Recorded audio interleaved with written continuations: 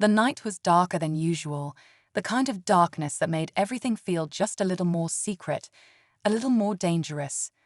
The wind whispered through the trees, rustling the dry leaves on the forest floor. But it wasn't the wind that had drawn little Emily out of bed that night. It was the sound of car doors slamming shut, deep in the woods behind her house. She wasn't supposed to be out this late, not alone, and definitely not hiding behind a tree, spying on strangers. But something about the way the two men moved, the way they kept glancing over their shoulders, made her stomach twist with unease. She could barely see their faces under the glow of their flashlights, but she caught a glimpse of something shiny on their belts. Badges. Cops. Emily should have felt safe knowing they were officers, but she didn't.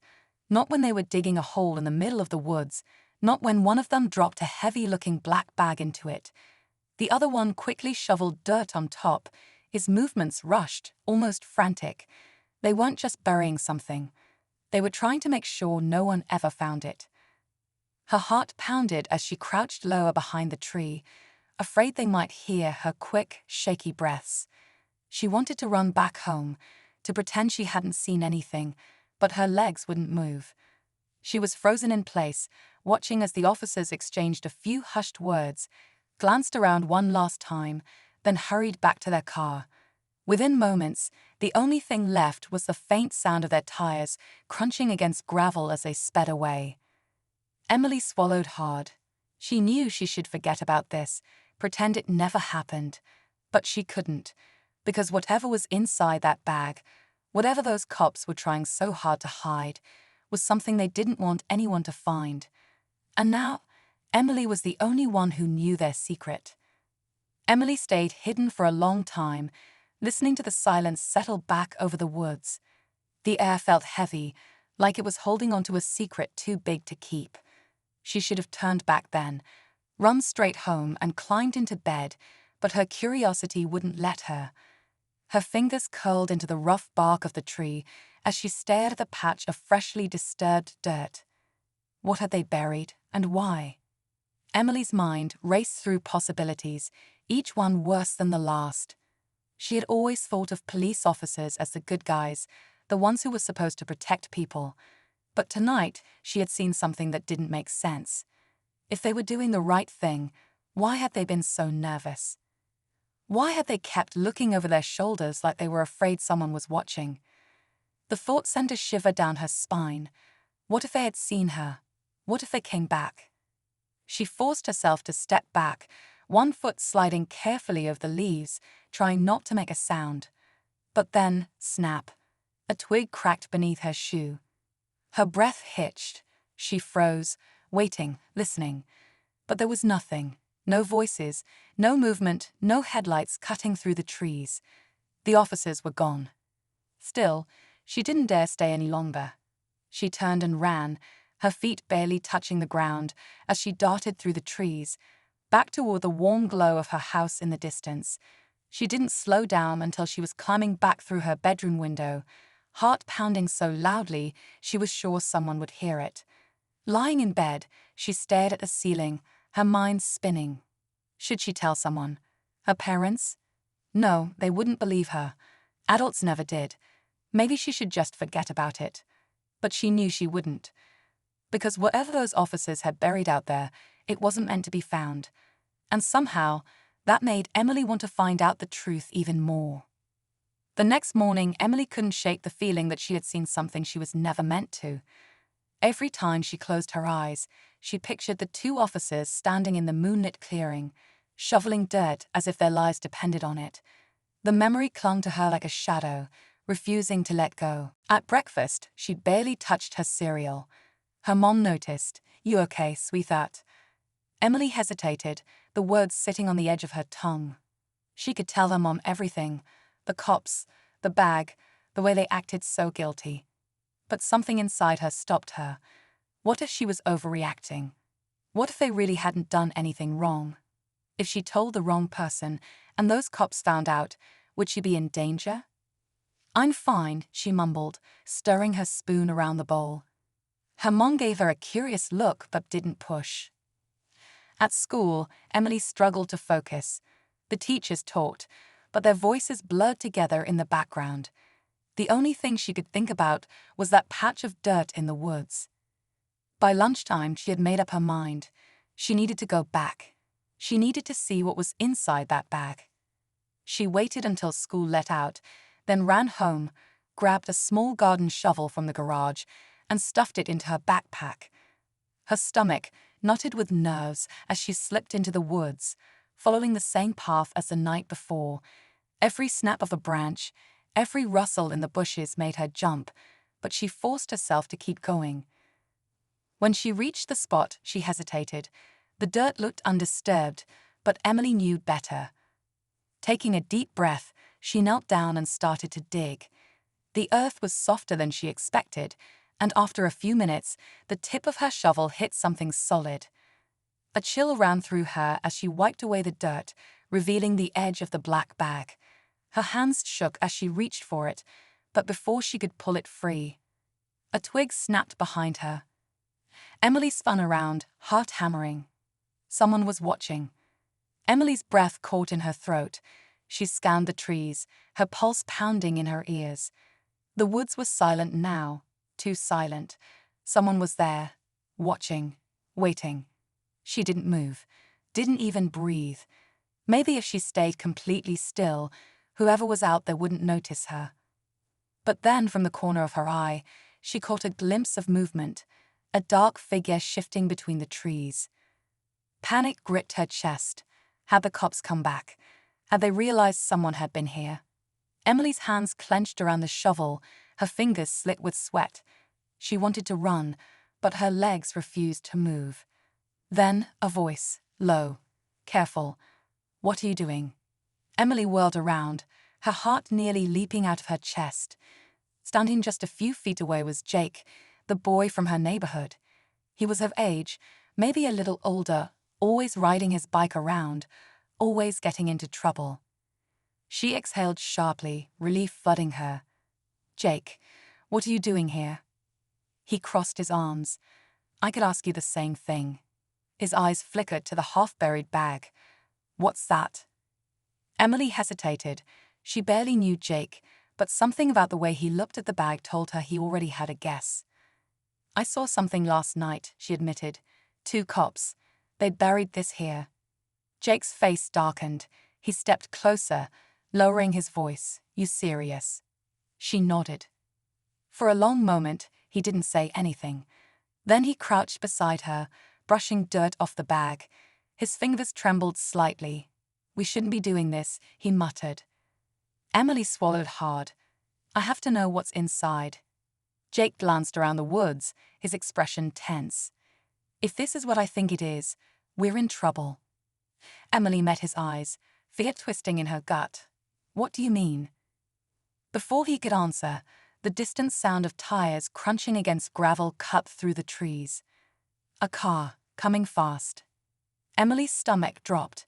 Whoever it was, they were coming straight for them. Emily's heart pounded as the sound of the approaching car grew louder. She and Jake locked eyes, both frozen in place. They had to move now. "Cover it back up," Jake hissed, grabbing a handful of dirt and tossing it over the bag. Emily scrambled to help, their hands moving fast, but the rumbling engine was too close now. The car skidded to a stop just beyond the trees. A door creaked open. Heavy footsteps crunched over the forest floor. Emily barely had time to dive behind a nearby bush, dragging Jake down with her. They crouched low, hands pressed over their mouths, barely daring to breathe. Through the gaps in the leaves, Emily could see him, the taller of the two officers from last night. His uniform was gone, replaced with dark jeans and a jacket, but she recognized his face, and he didn't look happy. He stepped toward the buried spot, his boots inches from where Emily had been digging just moments ago. His eyes swept over the disturbed dirt, and his jaw tightened. He knew. Emily clenched her fists, willing herself to stay still. Her entire body screamed at her to run, but one wrong move, and he'd see them. The officer reached into his pocket and pulled out his phone. His voice was low, sharp. "Someone's been here." A pause. Then, quieter but full of tension, "No, not yet. But if they come back, I'll take care of it." Emily felt Jake stiffen beside her. She didn't know what take care of it meant, but she had a bad feeling they didn't want to find out. The officer scanned the woods one last time, then turned and stalked back to his car. The engine roared to life, and within seconds, he was gone. Emily let out a shaky breath. "We have to get out of here." But Jake wasn't looking at her. His gaze was fixed on something in the dirt. "The bag," he whispered. He didn't take it. Emily's stomach twisted. The officer had come to check on it, but he hadn't dug it up. Which meant whatever was inside was still there.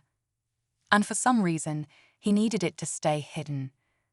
Emily's hands trembled as she and Jake stared at the half-buried bag. The officer had been here, had seen that someone had found his secret, but he hadn't taken it. That meant whatever was inside was too dangerous to move, even for him. Jake swallowed hard. "We should go." But Emily shook her head. "Not yet." She dug faster now, pushing away the loose dirt until the bag was free. It was heavier than she expected, the material stiff and thick, like it had been sitting there for a long time. She hesitated, then unzipped it.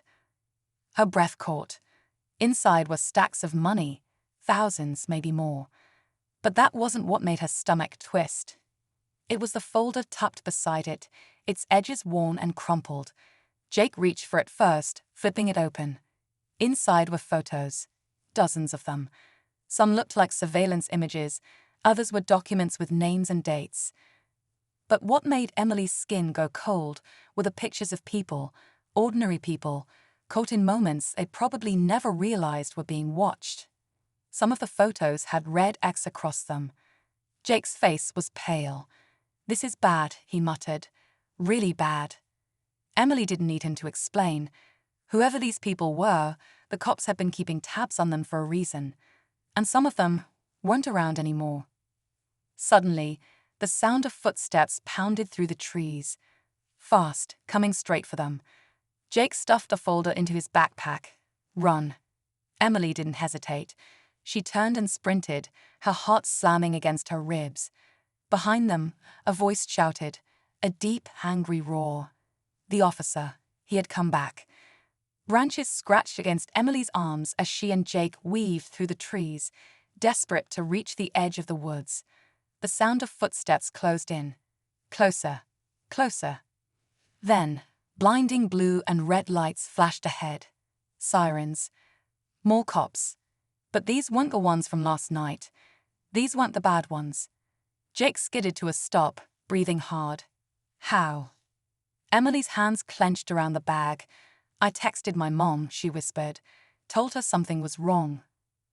Before Jake could respond, the officer chasing them burst through the trees, only to be met with the stunned faces of his own fellow officers. And just like that, his secret was no longer buried. For a moment, everything was still. The officer, the one who had chased them through the woods, stood frozen under the flashing red and blue lights. His jaw tightened, his eyes darting between Emily, Jake, and the other officers who had arrived. He knew it was over. One of the uniformed cops stepped forward, hand resting near his holster. "Detective Carter," he said slowly, "mind telling us what you're doing out here?"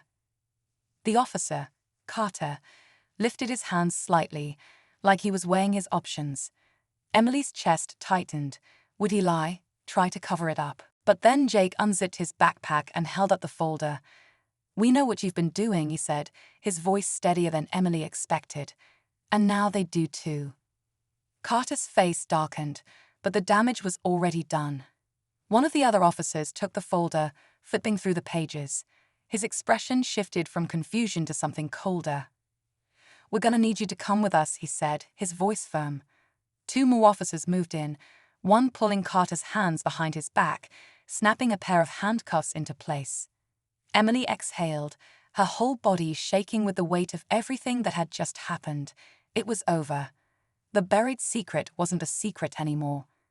Hours later, after police statements and endless questions, Emily sat on her front porch, wrapped in a blanket. Jake was next to her, silent for a long time before finally speaking. "You really texted your mom?" Emily nodded. "I knew we might need help. Figured it was better to say something before it was too late." Jake let out a small laugh, shaking his head. "Smart move."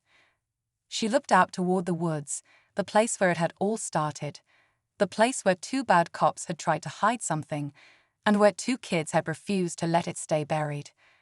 Emily didn't know what would happen next, but one thing was clear: some secrets don't stay hidden forever, and sometimes doing the right thing means digging a little deeper, even when it's terrifying.